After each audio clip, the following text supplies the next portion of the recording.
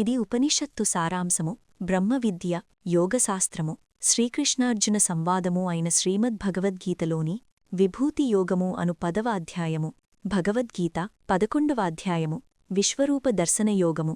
అర్జునుడు పలికెను, నామీద దయచేసి నీవు తెలియపరిచిన ఈ యొక్క పరమరహస్యమైన ఆధ్యాత్మము శ్లాఘ్నానము విన్న తరవాత నా మోహము ఇప్పుడు తొలగిపోయినది. సర్వప్రాణులు ఉత్పత్తి మరియు అవాయవముమైపోవటము విషయము గురించి విస్తరముగా నీ నుండి వినాను. ఓ తామరవంటి నేత్రములు కలవాడా, నిత్య శాశ్వతమైన నీ మహాత్మము కూడా వినాను. ఓ ప్రభూ, నీవు ఎవరో నీవే చెప్పినట్టు నీవు సరిగ్గానే అటువంటి దివ్యస్వరూపనివే. ఇప్పుడు నాకు నీ యొక్క దివ్య విశ్వరూపమును చూడనే కోరుచున్నాను.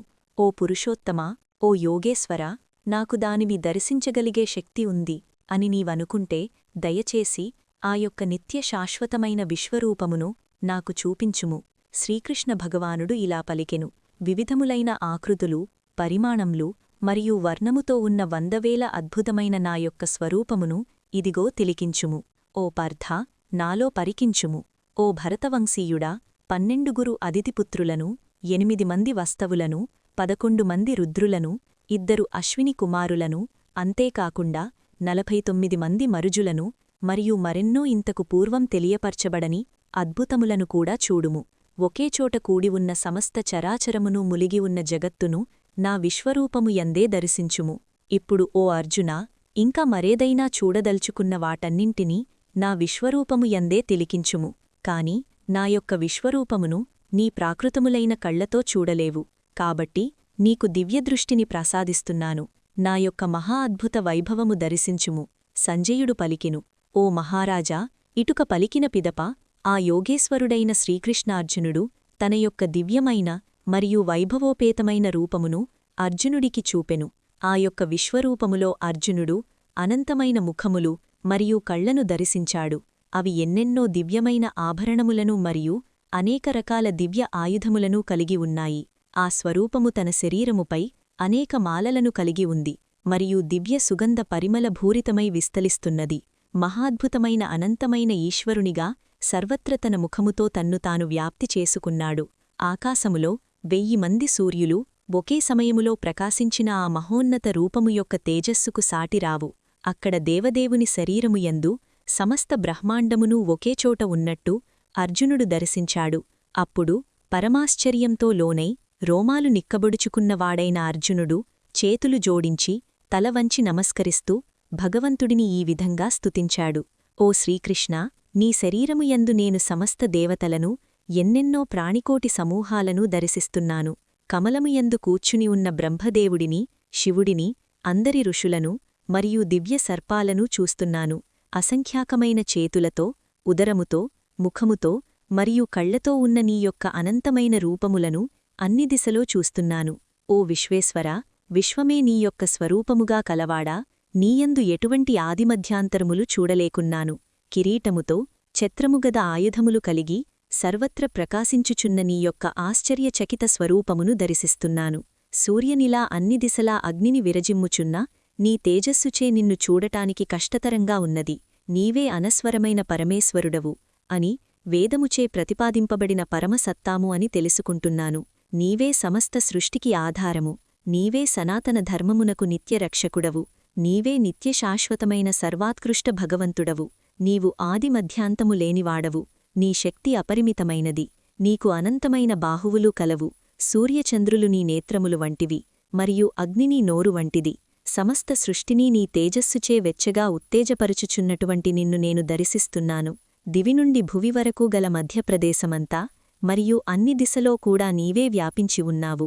ఓ మహాత్మా, నీ యొక్క అద్భుతమైన మరియు భయంకరమైన స్వరూపమును దర్శించి ములోకములు భయంతో కంపించిపోవటం నేను గమనిస్తున్నాను. దేవతందరూ నీలో ప్రవేశిస్తూ నీ యొక్క ఆశ్చర్యము పొందుతున్నారు. కొందరు భీతులై చేతులు జోడించి నిన్ను కీర్తిస్తున్నారు. మహర్షులు, సిద్ధులు మంగళమురమైన శ్లాసోత్రముతో కీర్తనతో నిన్ను స్తుతిస్తున్నారు. రుద్రులు, ఆదిత్యులు, వస్తవులు, సాధ్యులు, విశ్వదేవతలు, అశ్విని కుమారులు, మరుజులు, పితరులు, గంధర్వులు, యక్షులు, అసురాలు మరియు సిద్ధులు అందరూ కూడా సంభ్రమాశ్చర్యముతో నిన్నే తిలికిస్తున్నారు.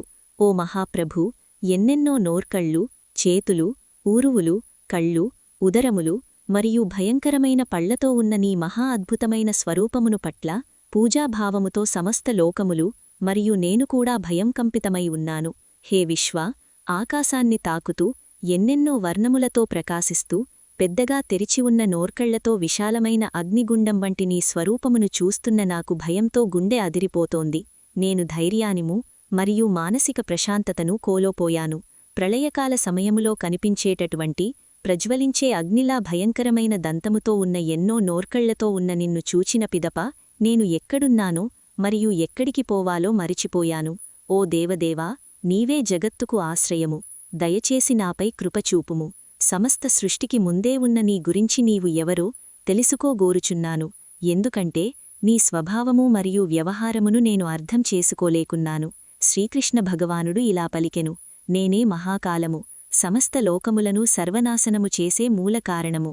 నీ యొక్క ప్రమేయము లేకున్నను ప్రతిపక్షమున నిలిచివున్న యోధులెవ్వరూ మిగరరు. కాబట్టి ఓ సవ్యసాచిల్లా, కీర్తిని పొందుము, శత్రువులను జయించు మరియు సర్వసంపద్దతో ఉన్న సామ్రాజ్యమును అనుభవించుము. ఈ యోధులు ఇంతకు పూర్వమే నాచే సంహరింపబడి ఉన్నారు. కేవలం నా పనిలో ఒక పనిముట్టుగా ఉండగలవు. ద్రోణాచార్యుడు, భీష్ముడు, కర్ణుడు ఇంకా ఇతర వీరయోధులందరూ నాచే ఇప్పటికే సంహరింపబడ్డారు. కాబట్టి వ్యాకులపడకుండా వారిని అంతం చేయుము. కేవలం పోరాడుము. నీవు ఈ యుద్ధములో శత్రువుపై విజయం సాధిస్తావు. సంజయుడు పలికెను. కేశవుడు పలికిన మాటలు విన్న తర్వాత అర్జునుడు భీతితో వణికిపోయాడు. చేతులు జోడించి శ్రీకృష్ణార్జునుడి ఎదుట వంగి నమస్కరిస్తూ భయం ఆవరించి గద్గస్వరముతో ఇలా పలికెను: హే ఋషీకేశా, సమస్త జగత్తు నిన్ను కీర్తించుచు ఆనందహర్షముతో ఉన్నది మరియు నీ పట్ల ప్రేమతో నిండిపోయి ఉన్నది. ఇది సముచితమే. రాక్షసులు భయంతో భీతిల్లి నీ నుండి దూరంగా అన్ని దిశలో పరిపోవుచున్నారు మరియు ఎంతోమంది సిద్ధగణములు నీకు ప్రణమిల్లుచున్నారు. ఓ మహాత్మా, మూన సృష్టికర్తయైన బ్రహ్మదేవుడి కంటే ఉన్నతమైన వారు కూడా నీ ముందు ఎందుకు ప్రణమిల్లకూడదు? ఓ అనంతుడా, ఓ దేవత ప్రభూ, ఓ జగత్తుకు ఆశ్రయవైనవాడా, నీవు వ్యాక్తములకు అతీతమైన అక్షరుడవు. నీవే సనాతనమైన భగవంతుడవు మరియు ఆదిదేవుడవు. నీవే విశ్వమంతటికీ ఉన్న ఒకే ఒక్క ఆధారము, ఆశ్రయము. నీవు సర్వజ్ఞుడవు మరియు తెలుసుకోబడవలసినవాడవు.